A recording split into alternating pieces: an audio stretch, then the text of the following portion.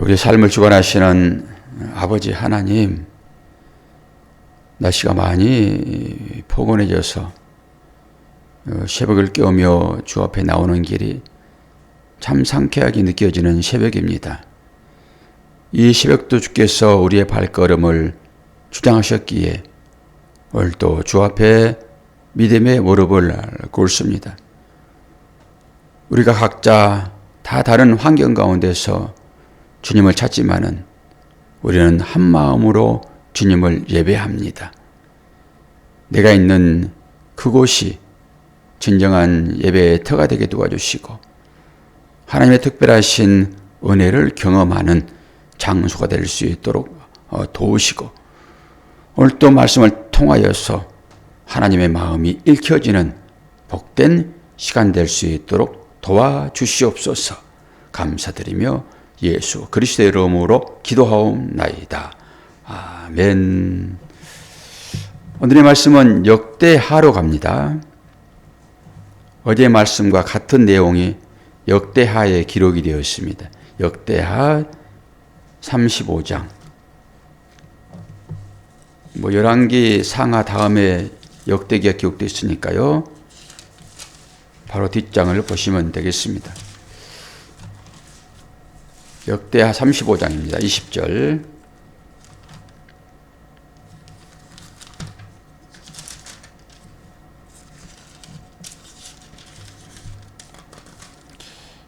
역대하 35장 20절.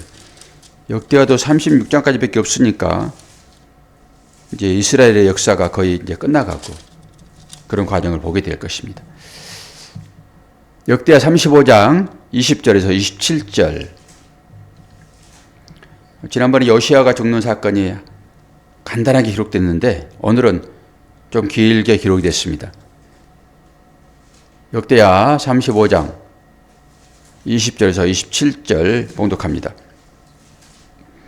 이 모든 일 후 곧 요시야가 성전을 정돈하기를 마친 후에 애굽 왕 누구가 유브라데 강가에 갈그미스를 치러 올라왔으므로 요시야가 나가서 방비하였더니 누구가 요시야에게 사신을 보내어 이르되 유다 왕이여 내가 그대와 무슨 관계가 있느냐? 내가 오늘 그대를 치려는 것이 아니요 나와 더불어 싸우는 족속을 치려는 것이라. 하나님이 나에게 명령하사 속히 하라 하셨은즉 하나님이 나와 함께 계시니 그대는 하나님을 거스르지 말라 그대를 멸하실까 하노라 하나 요시야가 몸을 돌이켜 떠나기를 싫어하고 오히려 변장하고 그와 싸우고자 하여 하나님의 입에서 나온 누구의 말을 듣지 아니하고 무깃도 골짜기에 이르러 싸울 때에 활 쏘는 자가 요시야 왕을 쏜지라. 왕이 그의 신하들에게 이르되 내가 중상을 입었으니 나를 도와 나가게 하라. 그 부하들이 그를 병거에서 내리게 하고 그의 버금 병거에 태워 예루살렘에 이른 후에 그가 죽으니 그의 조상들의 묘실에 장사하니라. 온 유다와 예루살렘 사람들이 요시야를 설포하고 예레미야는 그를 위하여 애가를 지었으며 모든 노래하는 남자들과 여자들은 요시야를 설피 노래하니 이스라엘의 규례가 되어 오늘까지 이르렀으며 그 가사는 애가 중에 기록되었더라.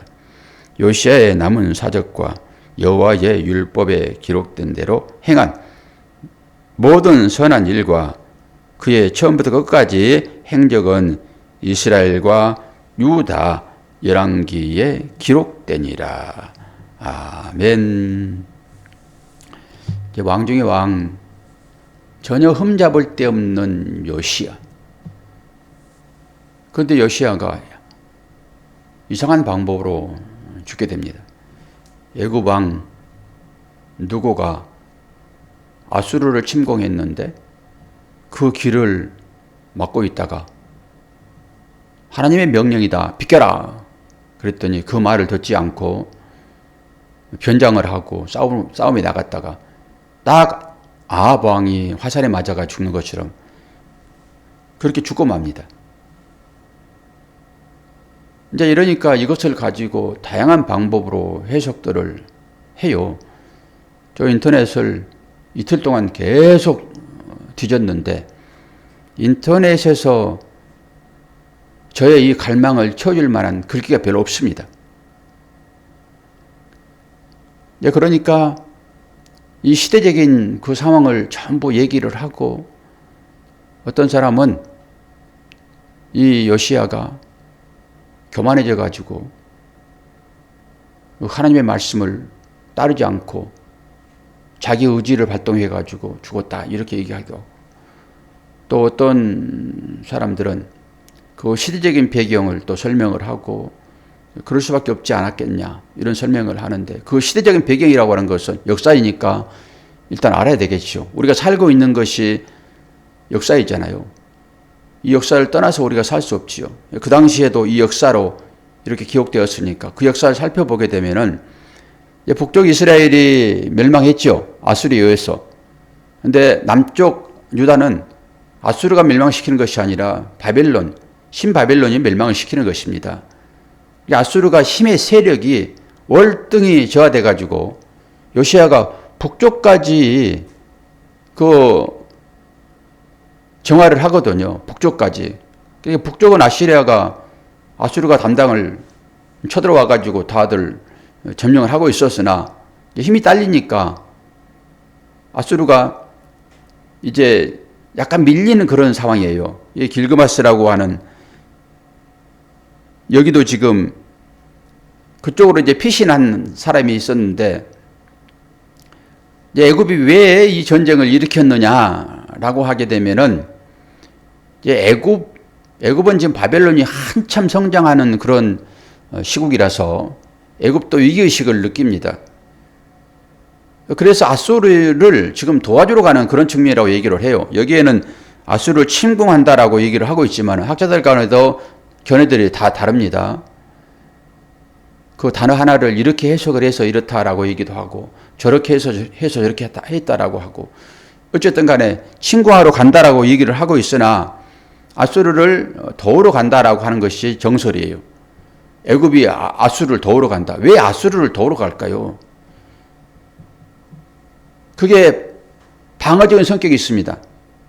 아수르가 멸망해버리게 되면은 바벨론이 바로 힘이 세가지고 애굽을 침공할 수 있거든요.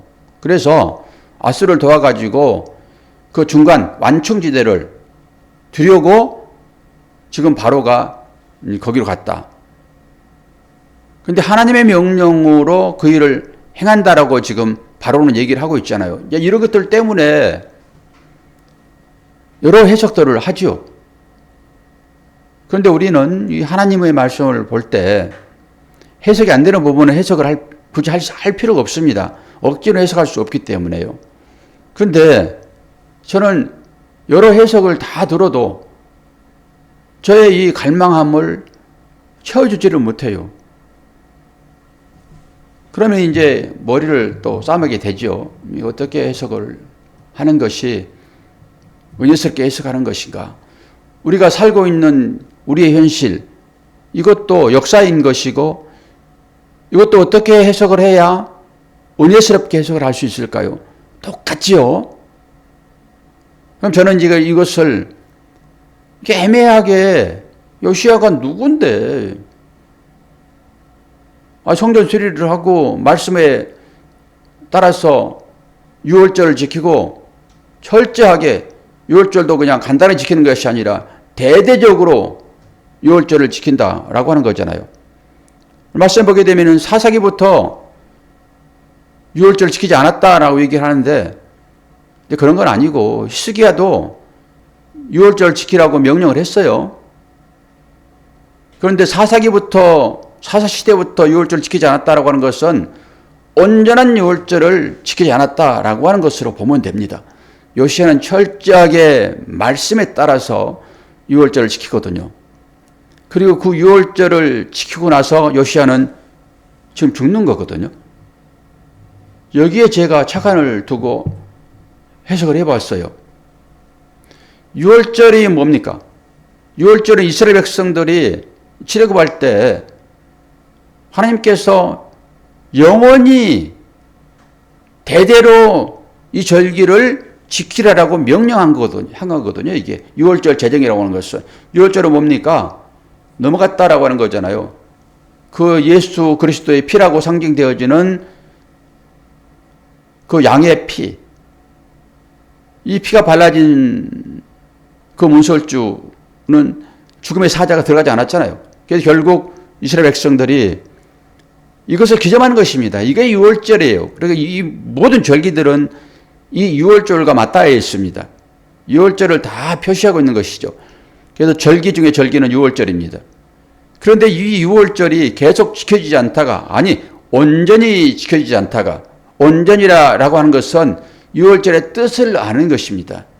형식만을 얘기하지 않아요. 성경은 이 유월절이 담고 있는 뜻이 무엇인가라고 하는, 이 유월절은 예수 그리스도를 상징적으로 보여주고 있잖아요. 모든 제사가 다 그럴 것이니까요. 그러니까 그것을 알지 못하고 제사를 계속 드리게 되면은 하나님께서 싫어하십니다. 너희들이 드리는 그 기름 태우는 냄새, 이게 번제잖아요. 태워드리는 것이니까 기름 냄새에 맡기도 싫다, 내 역겹다라고 얘기를 해버립니다. 그리고 이제 희생제사 좀 그만 드려. 나는 너희들이 드리는 그 형식적인 그 제사는 이제 싫고 하나님 말씀에 순종하는 것을 더 좋아한다라고 얘기하잖아요. 그런 각도에서 이 말씀을 제가 다시 보는 것입니다. 요시야가 성전을 수리하다가 율법을 발견했잖아요. 그럼 신약으로 넘어오게 되면은 성전을 정하신 분이 누구실까요? 예수님이세요.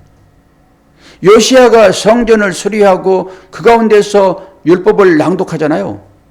예수님도 마찬가지입니다. 성전을 정화했습니다. 그러면서 이 성전은 만민의 기도하는 집이지 너희들이 장사하는 그런 것이 아니야 라고 성전을 정화하는 그 모습에서 저는 요시야에서 예수님을 봤습니다. 요시야에서. 요한복음 2장 13절에서 22절까지 내용이 바로 성전 정화의 내용이죠. 그리고 이 율법이라고 하는 것은 하나님께서 주신 이스라엘 선민들에게 주는 규정이잖아요. 규정, 규례.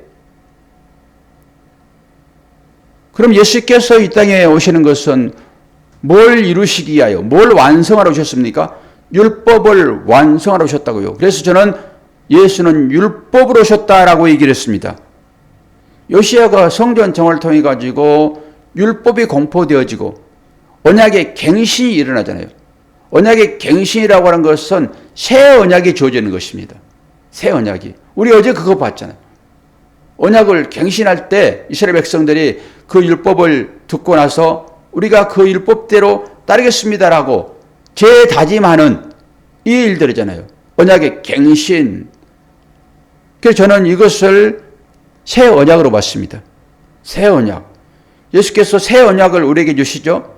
너는 마음을 다하고 뜻을 다하고 목숨을 다하여 하나님을 뭐라고 합니까? 사랑하라 그럽니다. 그리고 둘째도 이와 같으니 뭐라고 합니까? 내 이웃을 내 몸처럼 사랑하라고 얘기합니다. 이것이 바로 새롭게 우리에게 주어지는 언약의 갱신인 것이고 이것을 새 언약으로 저는 보았습니다. 그러면 요시야가 하는 그 행위와 예수님께서 하는 그 행위는 똑같다고요. 물론 히스기야도 유월절을 지키라 했지만은 진짜로 유월절을 온전히 지킨 것은 요시야예요. 그 요시야의 행위는 곧 예수님의 행위로, 요시야는 절대 흠이 없는 그런 사람으로 등장을 하고 마지막에는 애매하게 죽잖아요. 애매하게. 누가 죽이죠? 바로 누구? 세상의 왕의 대표라고 할 수 있는 애굽의 왕이 바로입니다. 애굽의 모든 왕을 바로라고 지칭을 해요. 애굽은 세상이잖아요. 아브라함도 세상을 향하여 내려갔고 이삭도 세상을 향하여 내려갔고 힘들면은 세상을 향하여 나가잖아요. 힘들면은 견디는 것이 아니라. 그러니까 바로 누구가 지금 누구를 죽여요? 요시야를 죽인다고요. 누구의 이름을 죽입니까? 누구의 이름으로? 하나님의 이름으로요. 그럼 하나님의 이름으로 예수를 죽인 자가 있습니다. 그게 누굽니까? 누구요? 유대인들입니다. 그들이 율법주의자들이에요. 그들이 제사장이고 그들이 서기관이고 그들이 바리새인이라고요. 그들만의 왕국을 이루는 사람들입니다. 그들이. 그 전쟁의 희생물이 예수님이세요. 그럼 요시야는 또 어때요? 요시야는 지금 애굽과 이 바벨론과의 전투 가운데서, 이것은 세상적인 전투이잖아요. 그 전투 가운데서 그 전투를 막아서는 사람이 있었으니 그 이름을 하여 누구라고요? 요시야라고요. 그 요시야가 그 인간들의 왕 싸움에 희생이 된다고요, 지금. 희생이. 그러면 그림이 지금 맞아 돌아가잖아요. 이렇게 해석을 하면은 애매하게 요시야가 왜 선한 왕이었는데 이렇게 무참하게 죽어버렸는가? 도대체. 그리고 애굽의 왕이라고 하는 것은 어떻게 그 입에 하나님의 말씀이 주어져 있는가? 라고 생각해 보면은 제가 이렇게 해석하는 것이 바람직한 해석이라고 저는 생각을 합니다. 요시야가 예수의 그림자로, 모형으로 죽고 있다라고 얘기를 하는 것이죠. 그리고 요시야가 그 왕들 앞에서 내가 하나님의 말로 너 나하고 나의 앞길을 막지 마라 라고 했을 때 그가 말에 순종하고 도망갔으면 요시야 죽지 않습니다. 그런데 하나님의 명령, 말씀이라고 하면서 그 앞길을 막았던, 그럼에도 불구하고 그것을 뚫고 갔던 사람이 있었으니 그 사람은 누구일까요? 바울입니다. 바울은 예수님의 모형이에요. 그럼 바울을 한번 볼까요? 사도행전 21장. 사도행전 21장을 보기 전에 오늘 보았던 22절부터 그걸 한번 봐봐요. 35장 22절 어떻게 되어 있는지. 요시야가 몸을 돌이켜 떠나기를 싫어하고, 하나님의 말이다 라고 하는데 떠나기 싫어하잖아요 지금 22절에. 오히려 변장하고 그와 싸우고자 하여 하나님의 입에서 나온 누구의 말을 듣지 아니하고 무기또 골짜기에 이르러 싸울 때에 그 앞을 가로막잖아요 지금. 누구 앞을 가로막지요? 도망가지 않고. 그러면 이것을 어디서 봤습니까? 사도행전 21장을 봅니다. 신약으로 넘어와가지고 사도행전 21장을 보게 되면은 사도 바울이 예루살렘으로 올라가는 장면이 여기 나옵니다. 그런데 그 올라가는 장면에서 참 신기한 게 있어요. 사도행전 21장 7절. 예루살렘으로 올라가는 것은 주님도 예루살렘에 올라가가지고 십자가 달려 죽으시고요. 사도 바울도 예루살렘으로 가서 잡혀가지고 감옥에 갇혀서 로마로 압송되고 로마에서 죽습니다. 죽음의 길입니다. 예루살렘에는. 사도행전 21장 7절 14절 봅니다. 도로를 떠나 항해를 다 마치고 돌레미아에 이르러 형제들에게 안부를 묻고 그들과 함께 하루를 있다가 이튿날 떠나 가이사랴에 이르러 7 집사 중 하나인 전도자 빌립의 집에 들어가서 머무니라. 그에게 딸 넷이 있으니 처녀로 예언하는 자다. 이 예언자의 딸이 지금. 여러 날 머물러 있다가 아가보라 하는 한 선지자가 유대로부터 내려와 우리에게 와서 바울의 띠를 가져다가 자기 수족을 잡아매고 말하기를 성령이 말씀하시되, 똑같지요? 바로 누구에게 하나님이 그 입에 하나님이 말씀을 줬잖아요. 성령이 말씀하시되 예루살렘에서 유대인들이 이같이 이 띠 임자를 결박하여 이방인의 손에 넘겨주리라 하거늘 우리가 그 말을 듣고 그곳 사람들과 더불어 바울에게 예루살렘으로 올라가지 말라 거나니 바울이 대답하되 여러분이 어찌하여 울어 내 마음을 상하게 하느냐 나는 주 예수의 이름을 위하여 결박당할 뿐 아니라 예루살렘에서 죽을 것도 각오하였노라 하니 그가 고난을 받지 아니하므로 우리가 주의 뜻대로 이루어지이다 하고 그쳤노라. 지금 사도 바울은 복음을 전하러 가는데 당연히 예루살렘을 향하여 가려고 할 때 이 성령이 이걸 막는다고요. 그러면 증거를 보여주는데 띠 하나를 가지고 그가 자기를 포박합니다. 그러면서 이 띠 임자가 이렇게 포박될 것이다 얘기해요. 포박되면 감옥행인 것이고 감옥은 곧 죽음과 연결되어 있습니다. 사도 바울이 지금 예루살렘 올라가는데 그렇게 하겠다라고 하는 거예요. 붙잡히겠다. 이게 누가 하는 얘기라고요? 성령이요. 그러면 우리 같아서는 도망가지요. 붙잡혀서 감옥에 가려고 하는데 거기를 뚫고 들어간 사람이 어디 있습니까? 사도 바울만이 그 일을 행할 수 있다고요.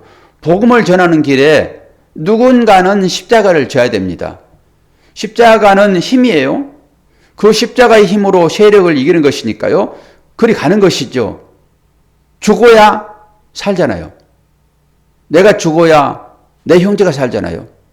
사도 바울은 이걸 알아요. 이 복음의 진수를 아는 것입니다. 그러니까 결박하면은 감옥에 갇힐 것이고 감옥에 갇히면 언제든지 불러내면 끝입니다. 이름 부르면 사형이에요.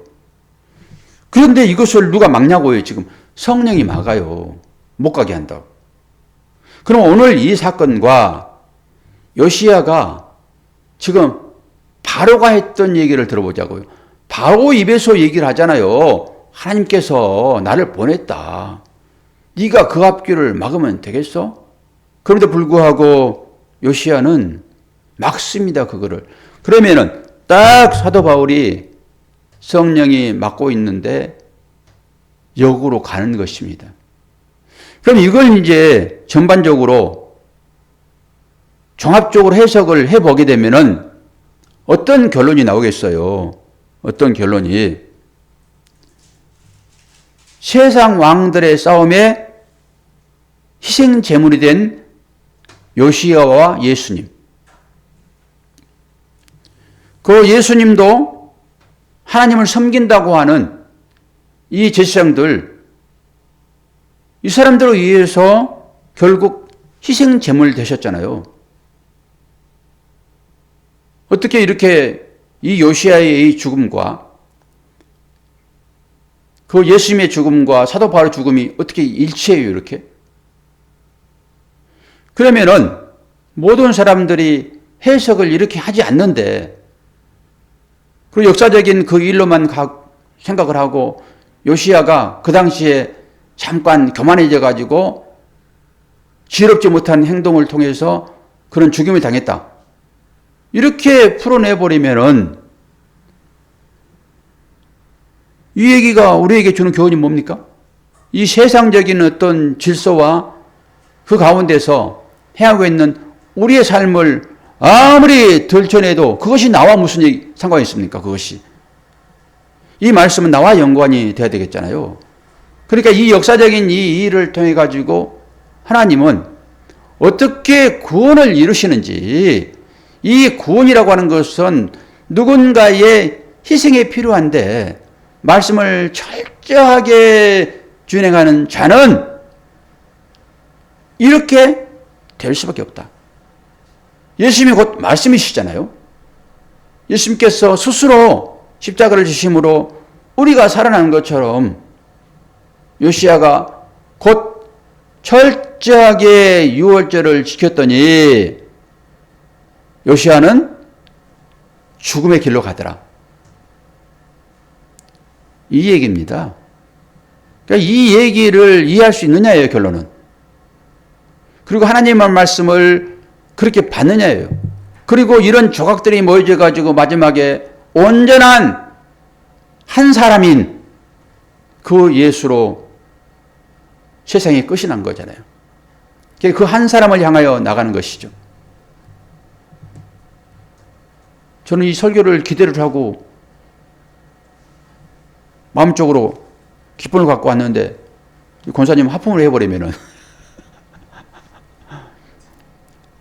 시간 되니까 하품하는 거예요. 딱 6시 1분입니다 지금. 기가 막히다니까요. 우리 신체 구조는 너무너무 정확해요. 딱 6시 1분이잖아요 지금. 딱 그래 하품하잖아요 그게. 아이 그러니까 지금까지 하품 안 하다가 딱 6시 1분 되니까 하품하는 거예요 지금. 그럼 뭐예요? 여러 가지 사인이 있는 거죠. 아 6시 됐구나. 설교를 끝내고 이제 집에 가야지. 이런 사인이 있는 거죠. 우리 삶이 그렇다라고 하는 것입니다. 근데 하나님의 말씀도 우리가 무슨 말씀을 받을 때 막 그 가운데 감동이 되기도 하고 그것 때문에 울기도 하고 하지만은 냉철하게 또 말씀을 볼 필요가 있어요. 냉철하게. 야, 이 하나님의 말씀이 이렇게 숨겨 있구나. 물론 역사이지요. 요시야가 애매하게 죽지요. 우리가 생각할 때는 어떻게 저런 사람을 하나님이 그렇게 죽이시는가? 하나님은 아들도 죽이세요. 예레미야도 죽이세요. 하나님은. 이사야도 죽이세요. 그런 하나님. 그 하나님 역사 가운데 우리가 이 현실을 살고 있다. 우리가 도대체 이해할 수 없는 이 일들이 우리 인생 가운데 있으나 하나님은 그 일을 통해 가지고 나를 구원하시는 길로 인도하신다. 그러면은 이해할 수 있죠. 참아낼 수 있지요. 모든 정권을 하나님께. 우리는 이해할 수 없으나 하나님은 그 일을 통해 가지고 역사를 바꿔내십니다. 예수 아들을 죽여서 흠없는 한 분을 죽여서 인류를 살려내시는 그걸 누가 이해하겠냐고요. 이 인간들이 이해할 수 없습니다. 또 우리가 단순하게 그냥 요시야 우리가 11개 상에서는 11개 하에서는 간단하게 한 3줄 썼지만은 우리 역대로 나가니까 이런 내용들이 숨겨 있고 그 내용을 바탕으로 우리는 거기에서 나를 사랑하시는 하나님 그리고 나를 살리시게 하여 대신 죽으신 예수 그리스도 완성했죠 뭐. 이 정도 봤으면 말씀 잘 본 거 아니겠습니까? 이 세월을 깨우는 것이 이 싸움입니다. 싸움. 그냥 단순히 그냥 가만히 와가지고 말씀 한 절 듣고 그냥 오늘 하루 그냥 잘 시작했네 이러는 것이 아니라 싸우셔야 되는 것이에요. 여러분. 말씀 중에서 주님을 발견할 때 그 주님이 나의 생명이 되는 것이지 주님이 아니면 어떻게 생명이 있을 수 있습니까? 이 정도까지만 하겠습니다. 어떤 사람도 저를 만족시키지 못해요. 어떤 사람도. 성령께서 내 안에 계셔서 나를 만족하시는 것입니다. 여러분에게 성령께서 여러분을 만족시키실 수 있도록 기도하시고 의미로 분별하시기 바랍니다. 자, 기도하겠습니다. 하나님 아버지, 오늘 또 하루를 시작하기 전에 하나님 앞에 마음의 무릎을 꿇습니다. 예수 그리스도 아니면은 살 수 없는 우리들, 오늘 또 요시야의 그 행적을 통해서 예수님을 어렴풋이 발견합니다. 그 주님만을 찬양하는 우리의 삶이 되기를 바라고 우리의 인생 역사 가운데서도 또한 주님의 그림자가 언뜻 보여질 때마다 아버지 하나님 감사하게 도와주시고 이 일을 통하여서 나를 구원하시는 그 아버지의 마음을 깨달아 알 수 있도록 은혜 허락하여 주옵소서. 이제 한 주만 지나면은 또 역사가 바뀔 것입니다. 아버지 하나님, 이 모든 일들을 통하여서 하나님의 사랑이 이 민족을 평화로 이끌도록 도와주시옵소서. 감사드리며 예수 그리스도의 이름으로 기도하옵나이다. 아멘.